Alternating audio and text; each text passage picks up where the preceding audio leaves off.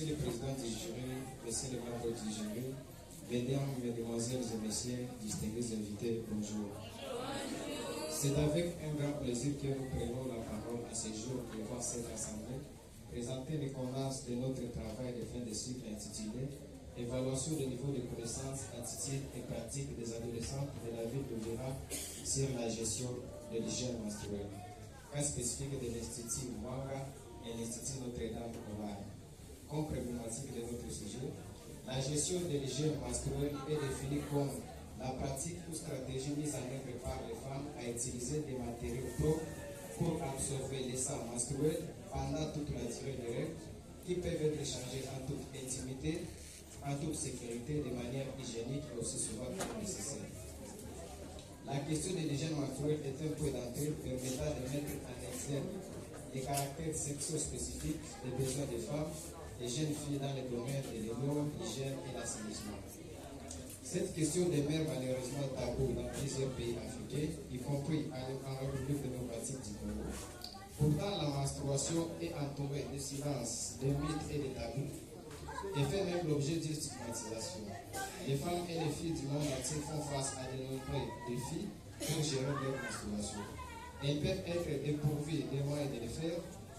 Elles peuvent aussi être face à des normes ou des pratiques culturelles discriminatoires qui rendent difficile le maintien d'une bonne hygiène. En raison de ces défis réunis, les femmes et les filles peuvent se voir privées de certains droits humains fondamentaux, y compris ceux relatifs à l'éducation, au travail et à la santé, ce qui transforme un simple fait biologique en un obstacle à l'égalité des sexes. Comme question de recherche, en liste de ces problèmes que nous posons des questions ci-après, quel est le niveau de connaissance des adolescents de l'Institut Mwanga et l'Institut Notre-Dame sur les mesures hygiéniques en période de menstruation? Quelles sont les attitudes entreprises par ces adolescentes en période de règles menstruelles? Et la disponibilité des installations hygiéniques et scolaires favorables à ces adolescentes pour les changements de matériel de protection en cas de menstrues, la proportion des adolescentes avec infection post-menstruelle, ainsi que la source d'information sur la menstruation et la gestion de l'hygiène menstruelle. En effet, comme les hypothèses de notre recherche, le niveau de connaissance des adolescentes de l'Institut Mwanga et l'Institut Notre-Dame sur les mesures hygiéniques en période de menstruation serait faible. Les adolescentes entreprendraient des attitudes irresponsables en période de menstruation. Les installations hygiéniques favorables à ces adolescentes en menstruation ne seraient pas disponibles à l'école. La proportion des adolescentes avec infection post-menstruelle serait importante, ainsi que les adolescentes auraient une source non fiable d'informations sur la menstruation et sur la gestion de l'hygiène menstruelle.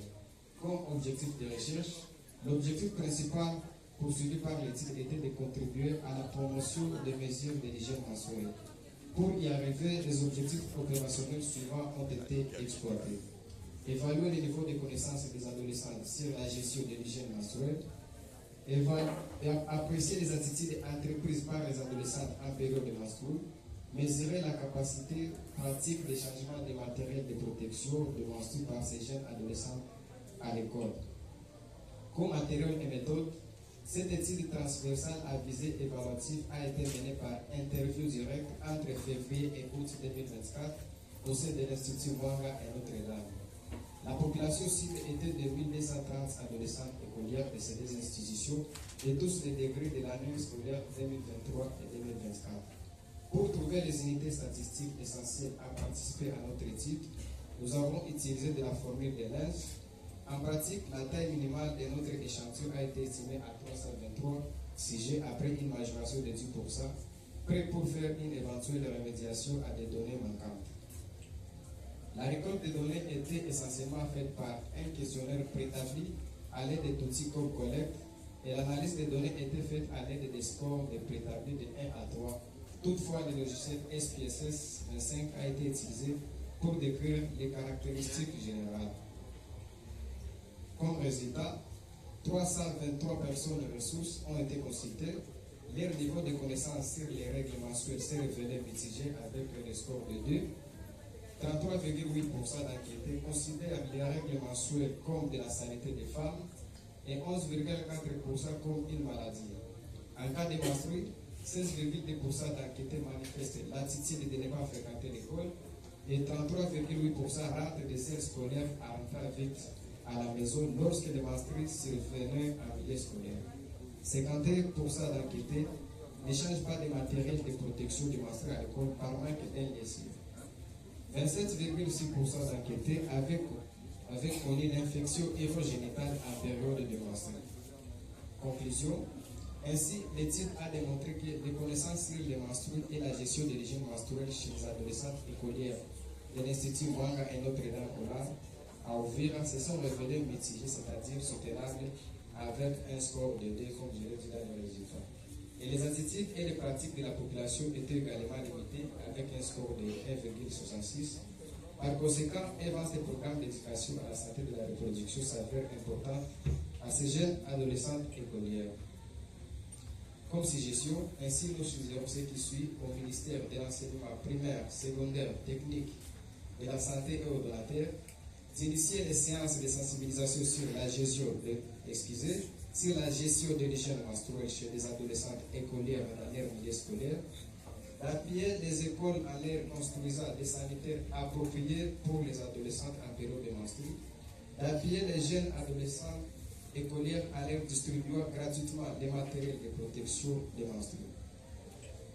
Aux écoles, de rendre disponibles des sanitaires sûrs pour le changement des matériels de protection en milieu scolaire et à la population de Uvira. De prendre connaissance sur la santé de reproduction de nos adolescentes écolières, ainsi qu'aux jeunes écolières d'adopter une bonne hygiène menstruelle. Nous ne pouvons pas terminer cette rubrique sans toutefois dire un grand merci à notre DG, le professeur Manyamboni Henri, pour ses multiples efforts et au fait de 2 systèmes aller de l'avant, à mon directeur, le professeur Tabenamega de Edmond et notre encadreur assistant Moulangadi Robin Wand pour leur orientation le long de l'organisation de cet outil.